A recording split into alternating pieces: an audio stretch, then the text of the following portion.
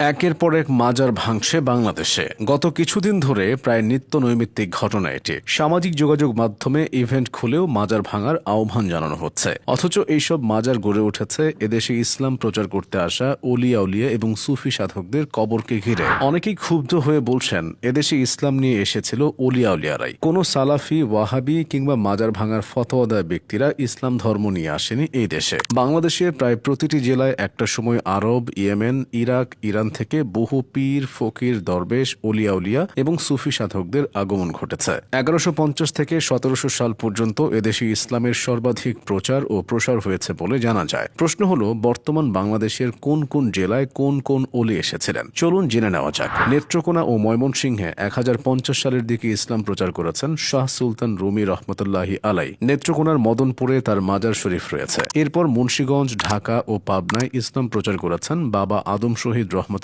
আলাই। মুন্সিগঞ্জ জেলার দরগাবাড়ি গ্রামে একটি প্রাচীন মসজিদের আঙিনায় তার মাজার রয়েছে। শাহ সুলতান বলখি মাহি সওয়ার রহমতুল্লাহি আলাই বাংলার একজন শ্রেষ্ঠ সুফি সাধক এবং ইসলাম প্রচারক। তিনি সন্দ্বীপ, ঢাকা ও বগুড়ায় ইসলাম প্রচার করেন। বগুড়ার মহাস্থানগড়ে তার মাজার শরীফ রয়েছে। 1200 থেকে 1300 সালের মধ্যবর্তী সময়কে বাংলাদেশে ইসলাম প্রচার ও প্রসারের স্বর্ণযুগ বলা যায়। এই সময়টায় বৃহত্তর চট্টগ্রাম ও ফরিদপুরে ইসলাম প্রচার করেন শেখ ফরিদউদ্দিন গঞ্জেশকর রহমতুল্লাহি আলাই। নারায়ণগঞ্জে প্রাচীন বাংলার রাজধানী সোনারগাঁ এবং এর আশপাশে ইসলাম প্রচার করেন। রাজশাহীকে বলা হয় পীর আউলিয়াদের পুণ্যভূমি। সৈয়দ শাহ তুরকান শহীদ রহমতুল্লাহি আলাই রাজশাহীতে সর্বপ্রথম ইসলাম প্রচার করেন। রাজশাহী দরগাপাড়ায় তার মাজার রয়েছে। ব্রিটিশ আমলে যে কয়জন সুফি দরবেশ ইসলাম ও সুফিবাদ প্রচারে গুরুত্বপূর্ণ ভূমিকা পালন করেন তাদের মধ্যে উল্লেখযোগ্য হলেন হযরত আলী আব্দুল কাদের। 1852 থেকে 1901 সাল পর্যন্ত তিনি পূর্ববঙ্গের রাজবাড়ী, ফরিদপুর, পাবনা ও ঢাকা অঞ্চলে ইসলাম প্রচার ও প্রসার করেন। ভারত ছাড়াও বাংলাদেশের বিভিন্ন জেলায় মেদিনীপুর দরগা শরীফের অনেক ভক্ত মুরিদান রয়েছেন।